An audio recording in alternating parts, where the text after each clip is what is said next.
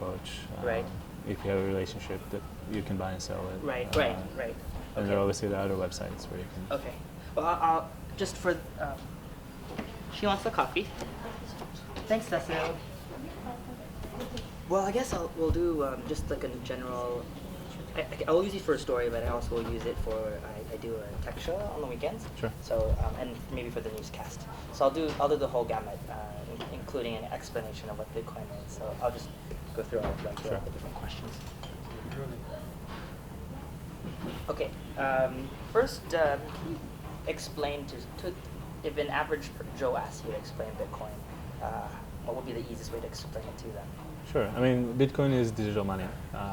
It can be transferred from one person to another. It holds value, and it doesn't require a bank or a central authority to deal with. You have a company set up, Coins.ph. Can you talk about that? Sure. So Coins.ph is right now the leading Bitcoin exchange in the Philippines. We buy and sell Bitcoin, so we provide the service of buying Bitcoin with peso and selling Bitcoin for peso. If I was in the Philippines and I wanted to buy some Bitcoins through your site, what would I have to do? You go on our site, you register. It's a very quick process. You place an order for the amount that you'd like to order. And then we provide you with several ways to pay. The easiest of which is just to go to any major bank branch and deposit pesos in cash. And then you receive your Bitcoin. The Bitcoin is stored in a digital wallet. Yes. So what kind of hardware and software would I require to set so something up? Yeah. Setting up a Bitcoin wallet is actually super easy. There's a bunch of websites that will do that for you. So for example, blockchain.info, you register there. And basically, you get an address, a public address and a private address. The private address is the part that secures your coins, and the public address is the piece that you would give to people who want to send you coins, or you would use when you want to receive coins. You talk about backing up your wallet, and I know it's all stored in the cloud as well. So Right. there are two risk points there: your own personal computer or mobile app, where your wallet is stored, and then online. So can you talk about those risks and how to protect against those? Sure. So Bitcoin is still a very young technology, right? And so there are a lot of solutions that are coming up now in terms of how to really make sure that your Bitcoin is secure. It's secured by a code, and so basically, as secure as your code is, so are your coins. So people have tackled it in several ways. So some people, you can install a Bitcoin wallet on your phone, meaning the code is stored locally on your phone. And that's as safe as your phone is. So if you lose your phone, you lose your coins. You can print out your code, keep it in a safe. That's very secure. No one will ever be able to get to it unless you show the code to someone else. But obviously getting in and out of the safe is a little bit harder if you want to spend your coins. And you can have a third party store it for you, service.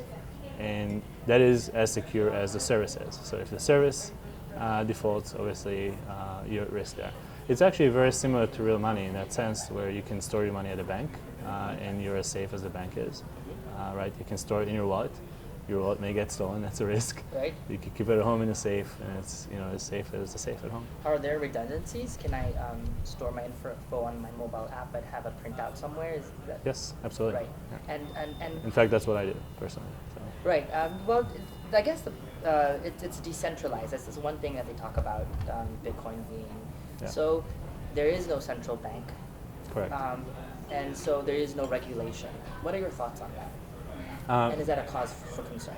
No, it's a cause for security, because basically everything that happens with Bitcoin is out in public. There is the ledger of who owns Bitcoin is a public ledger. So there is full transparency. So when I send you Bitcoin, there is never, ever, ever a confusion to whether I sent you the Bitcoin, whether you received it or not. That's a known fact to the public.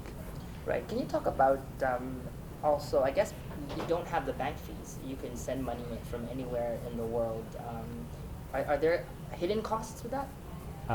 So you pay a mining fee, which is a fee for writing the transaction to the ledger. It's usually a very small amount. It's actually just being reduced on the order of several pennies per transaction. That's regardless of the size of the amount. Even if you're sending 1 million pesos, you would still spend that very, very small fee to write the transaction. And that fee goes to people who are maintaining maintaining the transaction history. Yeah, you talk about the transaction history and the miners, and can you talk about briefly mining and explain that concept? Sure. I mean, so there is the way the Bitcoin works. There is a pre-allocated number of Bitcoins that was allocated. Basically, it was designed into the currency. There is about 20 million of those, and some of them have already been found, and then there are others that are. I mean, the best way to explain it is sort of hidden. So you have to work to find them, and the amount of work you have to do them is somewhat proportionate to the value of the currency. Or as time goes by, it becomes harder and harder to discover new coins. How do you find them? Where do you find them, and what do you need to do to find them? There's software that you can run on your computer at home. Before you run and buy a computer, I would to do this, I would let you know it's actually not so economical. So it's actually cheaper to buy a coin than to buy a computer that would work hard because you have to spend money on electricity and cooling, etc. Right. But there are people who specialize in setting up mining farms, computers that are rigs that are set up specifically to find Bitcoin. And where would you find it again? Where would you find? Yeah. You're basically solving a very complicated math problem. So it's a little bit like finding prime numbers. Right, and so as people find more Bitcoins, it adds to the total amount of Bitcoins available. It adds to the number, yeah, exactly. Well, we talk about the economy as well, and we talk about conversion rates. Right now, it's about 1 Bitcoin is at 20-something pesos. 1 millibitcoin is 1 around, millibitcoin yes. is about 20-something peso. So how does that fluctuate, and who determines the exchange rate? So there are international exchanges where people are free to buy and sell Bitcoin with other currency, and the value of the coin is actually set by the rules of supply and demand. So when more people want to buy Bitcoin and they compete for each Bitcoin that goes on sale, the price goes up. How does that work though, without a regulating body or like a central bank that determines that? The same way that any other commodity holds price. There are a sufficient amount of people that are interested in buying Bitcoin for various types of uses, either as a value store, as an investment, or if they want to buy something online or transact, and that demand keeps the value up. You talk about investment, and some people see Bitcoin as an investment, but right now, there's a lot of media attention, so the price has increased considerably. Do you think it's a good investment? Should it be seen as an investment, or should it be seen for the purpose that it serves as an online currency? I'm not so much in the business of giving investment advice, Right. Obviously because it's hard to predict the future. I know the reasons that people are optimistic about Bitcoin. I mean, it's still very early technology, already has a lot of value built into it. And if you think about the fact that a very small portion of the world actually uses it and the value is so high, then obviously if more people utilize it, then that could potentially contribute to the value of the currency. But I mean, I'm actually personally far more excited about the applications of Bitcoin, Right. As a protocol and as a currency. I was going to jump to that in terms of application. Can you talk about some of the applications, and are there any ways that I could use a Bitcoin in the Philippines? Sure. So the reasons, actually, maybe I should go back to why we set up Coins.ph, Sure. right? So, I mean, Coins.ph is an exchange. It's a place that provides liquidity to the market. But the reason we set up the exchange is not because we wanted to set up an exchange, but rather because we thought that the market would need liquidity. We need a source to buy and sell Bitcoin in order to enable the next layer of applications. Right. And there's a lot of talk about why Bitcoin is an exciting technology in the US and in Europe. I actually think it's far, far more exciting in a country like the Philippines because Bitcoin, for example, enables like very smooth online purchase transactions. Right? So if you wanted to buy something, like when I use Bitcoin, I go on a website and I want to purchase something. I can make sure I can literally scan a barcode, send the money from my phone. It takes 2 seconds. I don't need to put in my credit card. I don't need to worry about my credit card details getting stolen. I know that exactly the amount I sent is exactly the amount that's going to get received. But more important, so this is kind of an advantage if you're in the US, right? Right. But for someone in the Philippines, Right. we're looking at a country of 100 million people, right? There's 3 million people here that hold credit cards. There's less than 5 that hold bank accounts. They do not have the option of paying with a credit card online.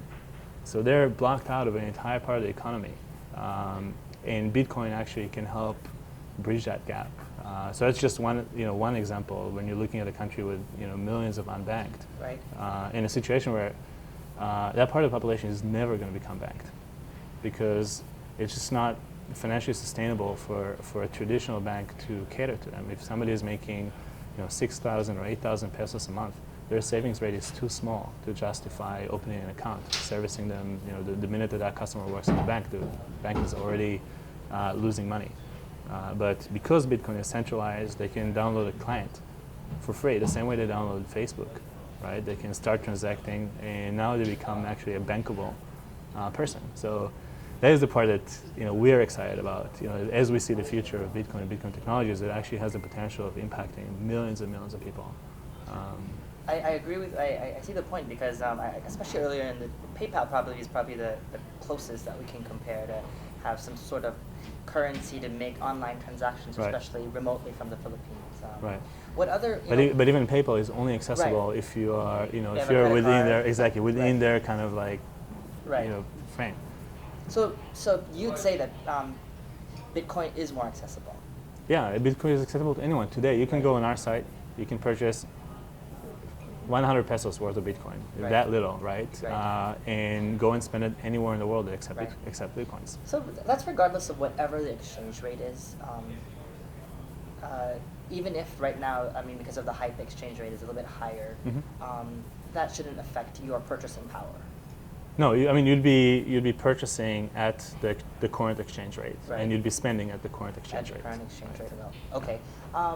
What needs to be done though? In the Philippines, are there even any establishments that exchange that accept Bitcoins? Are we looking at an international market, and what needs to be done to get there? So there are. So there is use.coins.ph is actually our site, lists out all the merchants in the Philippines that accept Bitcoins. If you just go to use.coins.ph, you can see that, and there is everything from Can you run us through some of the different examples? Sure. So it goes from little booths at Salcedo Weekend Market in Manila, if you're ever there, through real estate agents, through booking airline and hotel accommodation, to hardware stores. It's quite interesting, and it's growing. It's still very, very early and very young, but the list is growing. We get every week we get a couple of new merchants that call in. There was actually very interesting. There's a boat called Satoshi, which is a banca.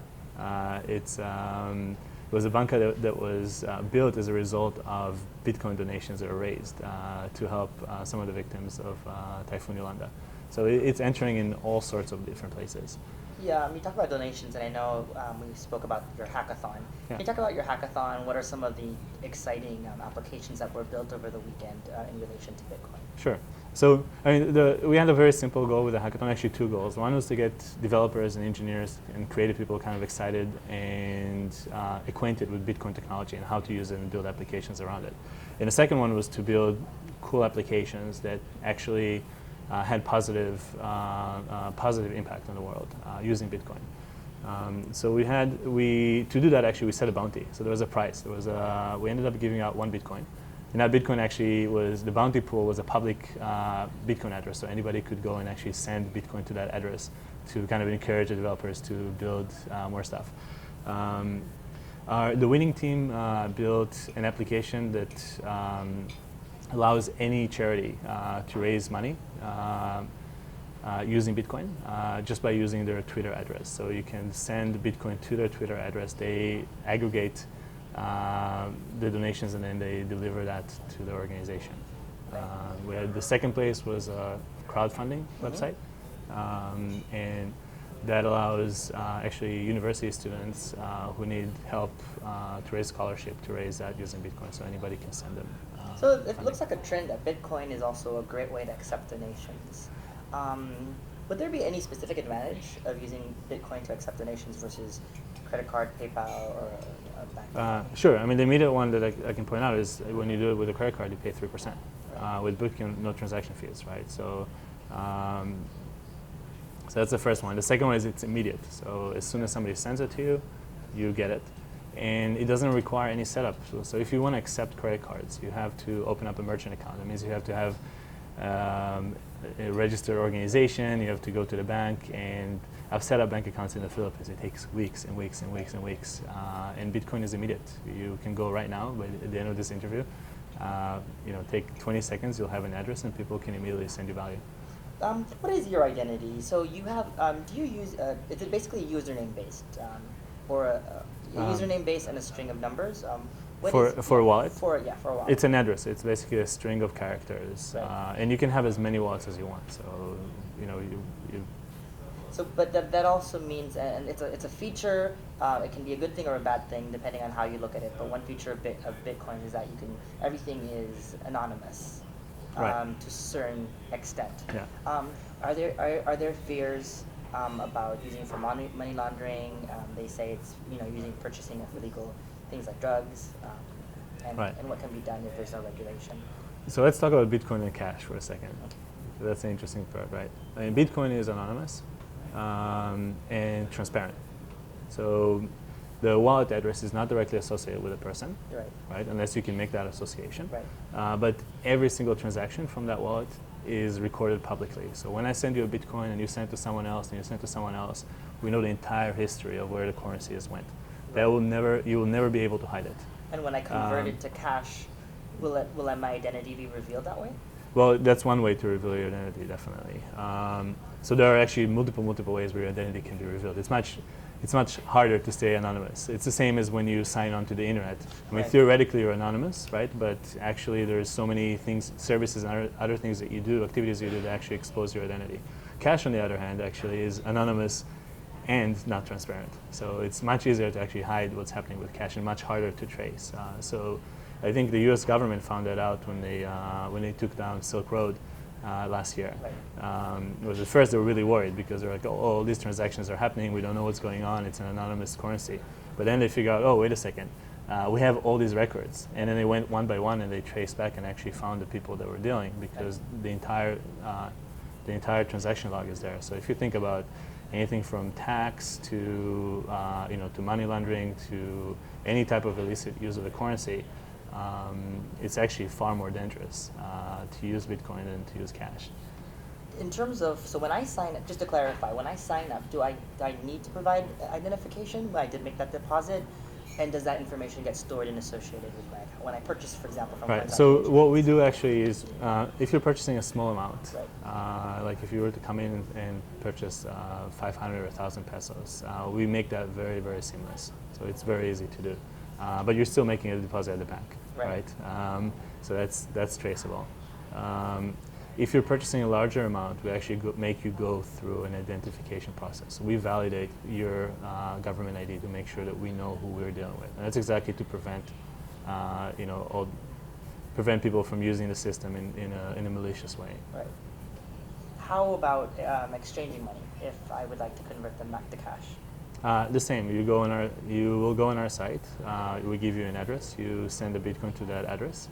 You'll get an immediate confirmation, and within the next business day, we deposit into your bank account. Okay.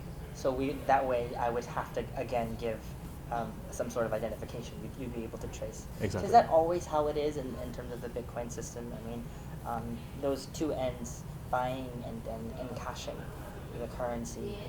They're not always that way. Not everybody is as scrupulous. But if you're dealing with an established exchange like Coins.ph, Right. Then yes, and that's one of the advantages on both ends, right? So Unless I liquidate elsewhere or Right. through a purchase of something else.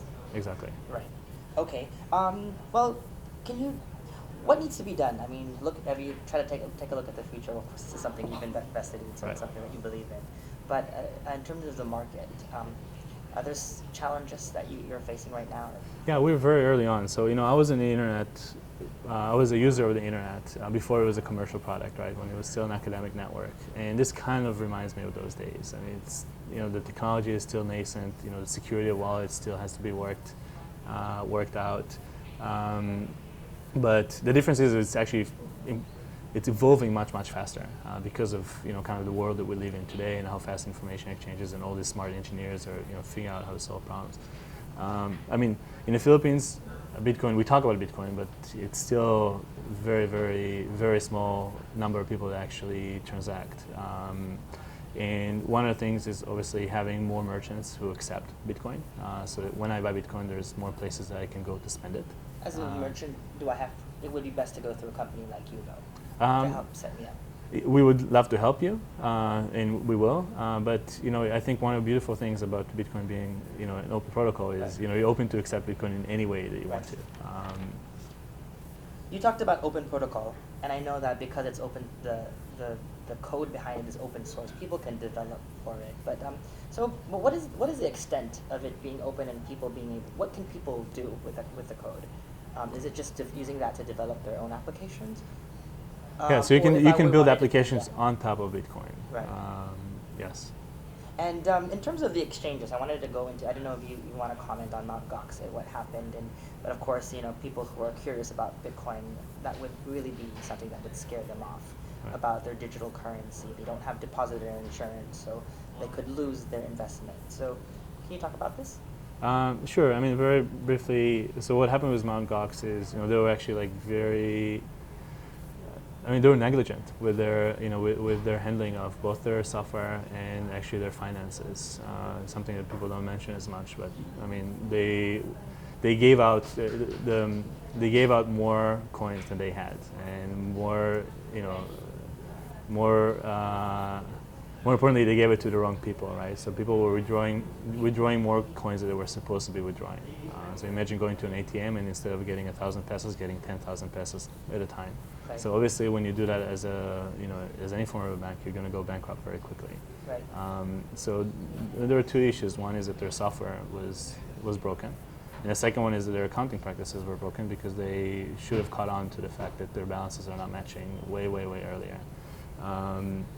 And we all know in business you have people who run business in a careful way and people who don't. And we've had banks go bankrupt because they've extended too much credit. There's all sorts of stories. I don't think this is a Bitcoin specific issue. It's actually, you see the same thing happening with when Lehman Brothers went down. It didn't really affect the U.S. dollar. Right. How has it affected the exchange rates right now? They went down for a day and then they bounced right up because people trade. Sometimes people trade on fear and concern, and then kind of when people realize, okay, wait a second, actually this is indicative of the fact that this particular group, did not conduct business in a proper way, but not indicative of the currency at all. I guess the biggest for me is who do I trust? Who can I trust? And how do I measure? How do I look at a company and say this exchange that I can trust Coins.ph? If you look at their company, they were the biggest exchange in the world. So. Well, you do it the same way that you evaluate anyone else you do business with, or any bank that you go to, right? You look at the people behind it. You ask questions about their practices. How do they store your money? What guarantees do they give you? For example, one of the reasons we set up Coins.ph so that we don't take deposits. By the way, it's a very big difference between us and Mt. Gox. You always hold on to your entire balance. And that's exactly to prevent this type of issues. So when you buy Bitcoin from us, you receive the Bitcoin directly to your hands. Right. You get the cash, but they get the Bitcoin. Exactly. We get the Bitcoin. Yeah, we don't hold Bitcoin balance in our account. Maybe just briefly explain that in terms of accepting deposits as like a bank. Sure. So some exchanges actually hold deposits. So when you can send them a certain amount of money, and then you transact on the exchange, and then when you want to withdraw, you can withdraw either cash or Bitcoins. And obviously, when you have your money at the exchange, it's at risk. Some other exchanges, Coins.ph is an example. We're transaction based. So when you send us cash, we issue Bitcoin immediately to your account. We don't hold the account for you. So it's a matter of who you trust more to take care of your Bitcoins. Exactly. Yeah, and we kind of prefer our customers to take care of their Bitcoins so that they are secure. They know that there's no risk with us. Right. There are also the reports about being able to withdraw or get actual Bitcoin coins. Is that something that we can do in the Philippines, and is that just a fad, a physical representation of the coins? Yeah, those are nice, but they're more, it's more of a toy than right, because Bitcoin is something that's virtual. So if you basically what you're getting something that has somewhere inside has a code imprinted in it. It could be a USB key, or if you want it to really look like your USB key to really look like a coin. And I guess last question about Bitcoins, about ATMs. Is that something that you're looking to in the future, Bitcoin ATMs, where I can automatically put into a card and convert it somehow? Yeah, I was actually, it's funny, I was in Singapore on Thursday and Friday, and when all the news came out about the first Bitcoin ATM in Asia coming up. So of course I headed straight there, and I came late enough in the night. I was the only customer, and the founder, the guy who was actually building the ATM, was there, kind of futzing around, improving the software. We got to talk a lot. Yeah, I mean, it's great. It's another way to be able, to buy and sell. It's for a lot of people, it's going to be more convenient. And yeah, it's something we definitely like to see here in the Philippines in the future. Can't comment more than that. Anything else about the Bitcoin community, the community of users in the Philippines, and people that you've come across like last weekend, and also the people that you work with? Yeah, technology is great, but people are greater than technology. And I think it's one of those cases, like if you actually go to one of the Bitcoin meetups and you see the people that are involved, some of them are friends, some of them are competitors, but they're all very impressive, all intelligent, all interesting people. A lot of them, you can see the passion. This isn't really about money or business or anything. It's really kind of okay, let's figure out how to change the world with this, because there is so much potential. There is so much potential, and I came to the Philippines a year ago, and actually I think almost a year ago exactly, I was here in the studio giving an interview with Maria, right? And she asked me, "Oh, why are you here in the Philippines?" And I was actually on the way here, I was reflecting on this, because the answer I gave her was, mobile technology, Facebook, all those things. I mean, we're at an inflection point of being able to deliver services to the bottom of the pyramid, because we're talking about, in the Philippines, 100 million people that are now addressable. In Indonesia, 200, 500 million across all Southeast Asia. And you can now provide them with commerce, education, healthcare through mobile devices, and finance. And Bitcoin is just, it's that opportunity, right? It's the opportunity to provide financial products to people who do not have access to them yet. It's going to be world changing. That is pretty exciting, and I remember we talk about cell phones in response to everyone has a cell phone, versus back in my day growing up, everyone had a TV, even the poorest of poor.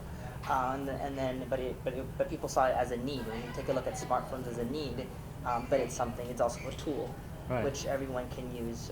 Now imagine everybody being able to save money, earn interest, even if their savings are 300 or 500 pesos from what they've earned the last week. They can still earn interest. They can invest their money. They can buy things online on the fabulous e-commerce sites that we have in the Philippines already: Lazada, Zalora, MetroDeal. There's so many possibilities. I guess the last thing I want to do is you talk about changing the world, and I guess you look at the internet as really, internet technology has really kind of made the world a bit more flatter.